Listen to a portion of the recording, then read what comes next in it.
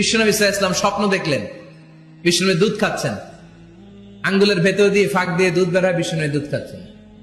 খেতে খেতে একটু দুধ আঙ্গুলে লেগে আছে, এই আঙ্গুলটা কারো মুখে না দিয়ে বিশ্বনবী সাল্লাল্লাহু আলাইহি ওয়াসাল্লাম ওমরে ফারুকের মুখের ভিতরে ঢুকাই দিলেন। অতিরিক্ত দুধটা ওমরে ফারুক খেলেন। সাহাবারা বললেন, মাযা আওয়ালতা বিহি ইয়া রাসূলুল্লাহ, হে আল্লাহর রাসূল, এই স্বপ্ন দিয়ে কি বুঝালেন, বুঝলাম না। বিশ্বনবী সাল্লাল্লাহু আলাইহি ওয়াসাল্লাম বললেন, আওয়ালতু বিহি আল ইলম, এটা দিয়ে আমি জ্ঞান বুঝিয়েছি, কারণ অতিরিক্ত দুধের অংশটা আমি কাউরে না দিয়ে ওমরকে দিয়েছি, তার মানে ওমরের জ্ঞানের কোনো তুলনা হয় না। এজন্য স্বপ্নে যদি কেউ দেখেন আপনি দুধ পান করছেন, এটা প্রমাণ করে আল্লাহ তাআলা আপনাকে দ্বীনের জ্ঞান দান করবে। আবার বিশ্বনবী সাল্লাল্লাহু আলাইহি ওয়াসাল্লাম আবার আর এক রাতে স্বপ্ন দেখলেন, সাহাবারা লাইন ধরে বিশ্বনবীর সামনে দাঁড়ানো, কোন সাহাবার জামা নাভি পর্যন্ত, কোন সাহাবার জামা হাঁটু পর্যন্ত, কোন সাহাবার জামা টাকনু পর্যন্ত, কোন সাহাবার জামা আরো ছোট, কিন্তু ওমরে ফারুকের জামা বিশ্বনবী দেখলেন এত বড়, টেনে হিচড়ে হিচড়ে বিশ্বনবীর সাথে চলছে। সুবহানাল্লাহ পড়বেন না? সাহাবারা বললেন, মাযা ওয়ালতা বিহি ইয়া রাসূলুল্লাহ, হে আল্লাহর রাসূল, এটা দিয়ে আপনি কি বুঝাতে চাইলেন? বিশ্বনবী বললেন, আউয়ালতু বিহি আত-তাকওয়া, এটা দ্বারা আমি দ্বীনদারি বোঝালাম, তাকওয়া বোঝালাম। সুবহানাল্লাহ পড়েন। বিশ্বনবী দেখলেন কোন সাহাবার জামা এতটুকু, কোন সাহাবার জামা এত লম্বা, কোন সাহাবার জামা পা পর্যন্ত লম্বা। আর সাইয়েদনা ওমরে ফারুককে দেখলেন, ওনার জামা এত লম্বা, ওমরে ফারুক টেনে হিচড়ে জামা নিয়ে চলতেছে। বিশ্বনবী বুঝাতে চাইলেন, ওমরের যেহেতু জামা লম্বা, ওমরের ভেতরে আল্লাহর ভয়, দ্বীনদারিও খুব বেশি। চিল্লায় বলেন ঠিক কিনা? জ্ঞানও দিয়েছেন, আবার দ্বীনদারিও দিয়েছেন। এই দুইটা জিনিস যদি থাকে, এই পৃথিবীতে তাকে সফল রাষ্ট্রনায়ক বানায় দেয় কে?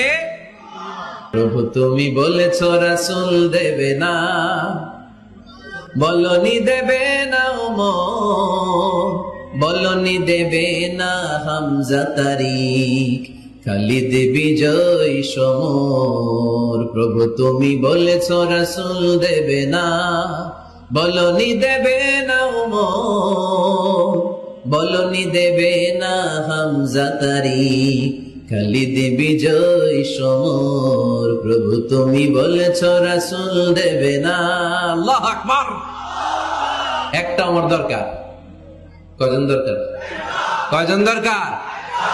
এই পুরা উম্মাহ, মুসলিম উম্মার মধ্যে ওনার পজিশন নাম্বার 3।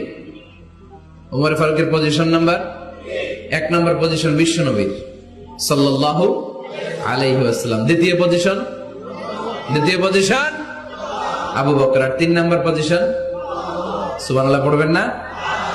আশারাতুল মুবাশশিরিনা বিল জান্নাহ, জান্নাতের সুসংবাদ প্রাপ্ত অনেক সাহাবার কথা হাদিসে পাওয়া যায়, কিন্তু এক হাদিসে আল্লাহ রাসূল সাল্লাল্লাহু আলাইহি ওয়াসাল্লাম 10 জন সাহাবীর কথা বলেছেন। ওই 10 জনের ভেতরে সাইয়েদনা ওমর ফারুক আছে না নাই? আবার ওমর ফারুক ছিলেন বিশ্বনবীর শ্বশুর। সাইয়েদনা ওমর ফারুকের কন্যা হাফসা রাদিয়াল্লাহু তাআলা আনহাকে বিশ্বনবী বিয়ে করে ওমর ফারুকের জামাই হয়েছে, আর ওমর ফারুককে বিশ্বনবী শ্বশুর বানিয়েছে। সুবহানাল্লাহ পড়েন। আগে জানতেন এটা? ওমর ফারুক রাদিয়াল্লাহু তাআলা আনহু যে বিশ্বনবীর শ্বশুর ছিল, এটা আজকে প্রথম জানলেন কে কে? দেখি, দেখছেন? অনেকেই জানে না। মাশাআল্লাহ, হাত নামান, আমরা জেনে নিব, জানতে কোনো সমস্যা নাই। বাঁচতে হলে জানতে হবে। বাঁচতে হলে কি করতে হবে? জানতে হবে। 4 জন খলিফার 2 জন হচ্ছে বিশ্বনবীর মেয়ের জামাই, বাকি 2 জন হচ্ছে বিশ্বনবীর শ্বশুর। সাইয়েদনা উসমান রাদিয়াল্লাহু তাআলা আনহুর কাছে বিশ্বনবী সাল্লাল্লাহু আলাইহি ওয়াসাল্লাম 2 কন্যাকে বিয়ে দিয়েছেন। বিশ্বনবী সাল্লাল্লাহু আলাইহি ওয়াসাল্লামের মোট কন্যা 4 জন। কয়জন? বড় মেয়ের নাম যায়েনব রাদিয়াল্লাহু তাআলা আনহা, ওনার স্বামীর নাম ছিল আবুল আস ইবনে রাবি'। তারপরের মেয়ের নাম হচ্ছে উম্মে কুলসুম, ওনাকে বিয়ে দিয়েছিলেন বিশ্বনবী সাইয়েদনা ওসমান রাদিয়াল্লাহু তাআলা আনহুর সাথে। উম্মে কুলসুম রাদিয়াল্লাহু তাআলা আনহার ইন্তেকালের পরে আরেক মেয়ে রুকাইয়াকে বিশ্বনবী সাইয়েদনা ওসমানের কাছে আবার বিয়ে দিয়ে দিলেন। সুবহানাল্লাহ পড়েন। আর সবচেয়ে ছোট্ট কন্যা ফাতেমা রাদিয়াল্লাহু তাআলা আনহাকে বিয়ে দিয়ে দিলেন নিজের চাচাতো ভাই সাইয়েদনা আলী রাদিয়াল্লাহু তাআলা আনহুর সাথে। তার মানে সাইয়েদনা ওসমান আর সাইয়েদনা আলী ছিল বিশ্বনবীর মেয়ের জামাই, ঠিক কিনা? আর সাইয়েদনা আবু বকর রাদিয়াল্লাহু তাআলা আনহুর কন্যা আয়েশা রাদিয়াল্লাহু তাআলা আনহাকে বিশ্বনবী বিয়ে করে আবু বকর রাদিয়াল্লাহু তাআলা আনহুকে বানালেন শ্বশুর। আর ওমরে ফারুকের কন্যা হাফসা রাদিয়াল্লাহু তাআলা আনহাকে বিয়ে করে ওমরে ফারুককেও বানালেন শ্বশুর। তাহলে 4 খলিফার 2 জন জামাই, 2 জন। আওয়াজ করে বলতে হবে, 4 খলিফার 2 জন, বাকি 2 জন।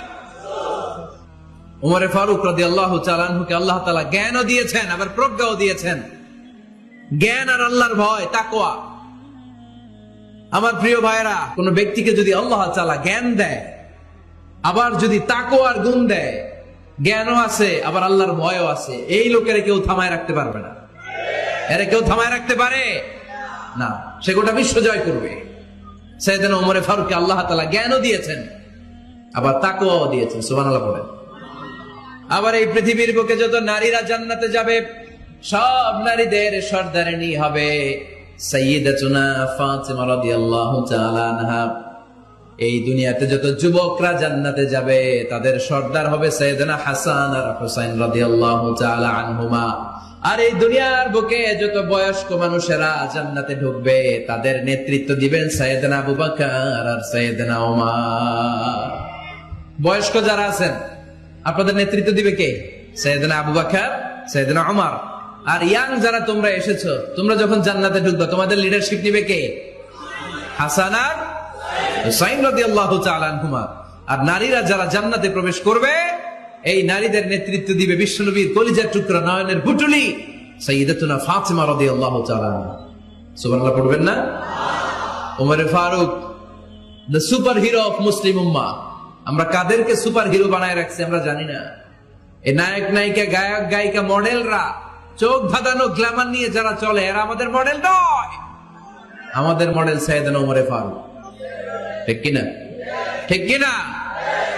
আল্লাহর হাবিব সাল্লাল্লাহু আলাইহি ওয়াসাল্লাম বলেছেন, তোমরা যদি উহুদ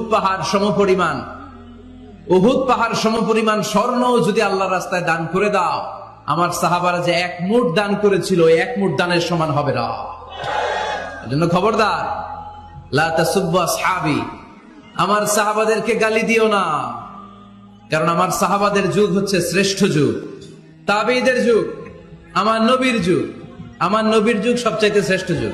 নাকি এখন যে বিজ্ঞানের উৎকর্ষতার যুগ, আমাদের রকেট আছে, রকেট লঞ্চার আছে, ব্যালিস্টিক ক্ষেপণাস্ত্র আছে, আমরা বঙ্গবন্ধু স্যাটেলাইট আকাশে পাঠিয়েছি, গোটা বিশ্বকে আমরা চোখ ধাঁধানো অনেক কিছু দিয়েছি।